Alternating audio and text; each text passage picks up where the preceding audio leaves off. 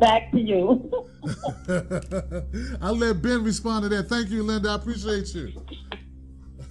Yeah, I have a lot of critique. I want to call it critique of President Obama. There's a lot of things that, well, let me start here. I'll say this as quickly as I can. Number one, I never expected Obama to be the black president, to be the president of black people, because I listened to the game he was running, right? He's a smooth talker. He was running a good game.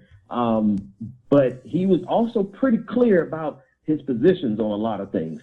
And listening to him in 2008, I knew going in that he was never going to be the black president. You guys got to check out a video of Michael Eric Dyson talking about Willie Mays and how President Obama isn't Moses. You know, President Obama is Pharaoh, right? And that's absolutely true. So, you know, when people criticize President Obama a lot, it's because they had too many expectations of him. I never had a whole lot of positive black expectations of President Obama. My criticism of him has been from his perspective as a progressive. You know, there's a lot of things that he has not done as a progressive that the truth of the matter is what your last caller just said was very true. A lot of the things he couldn't get done because after just 2 years, he was fighting against two houses of Congress that weren't going to do anything to work with him. Right. And in fact, made it clear that they wanted to make their only goal was to get him out of office the first time around. So you got to look at it in its totality. In its totality, President Obama never said he was going to be the black president. Matter of fact, he gave plenty of hints to the contrary, right? If you listen really closely to him, he was never going to be our black president. Number two, he is all right. He's barely a progressive. He's okay. I'll give him some credentials, but he didn't do enough, and that's where I really laid the most critique at him. But then also you have to do it in context of all those people up there who just don't want nothing else but to destroy him. Right. So you know, I'm not on board with a whole lot of negative talk about President Obama because I feel like people they're not taking the whole picture of it, and they have greater expectations of him than they should have. They should have been really sober about the skinny dude from Chicago on the South Side who, by way of Harvard, right? You know, you got Chicago creds, but you got to know who you're putting in office. Right.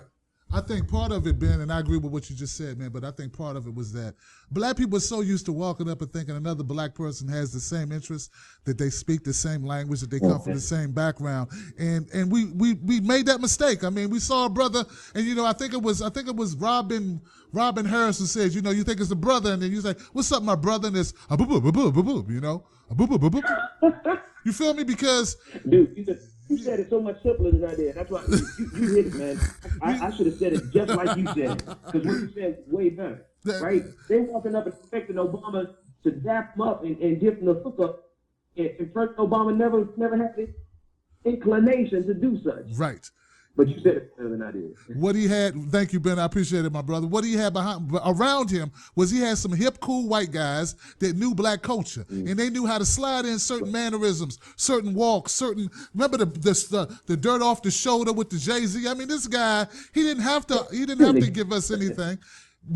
His representation of being a black man who was hip was enough. Being a black man on fleek, a black man that's cool, that he has swag, that was enough to I don't know, comatose us, or get us liquored up, sort of drunk off the idea of a black man being in office. And so in reality, we didn't have, our expectations were high, but they really weren't based on what he said. I mean, yeah, he sold us a dream, but every politician sells the dream. Every politician walks up for the most part and says, hey, I'm here to tell you what you want to hear. I'm here to tell you what you want to hear. That's what they all do. And if you don't know that by now, that's because you're either new to the process or you just haven't been paying attention, because that's what they all do. That's what the Republicans are doing right now.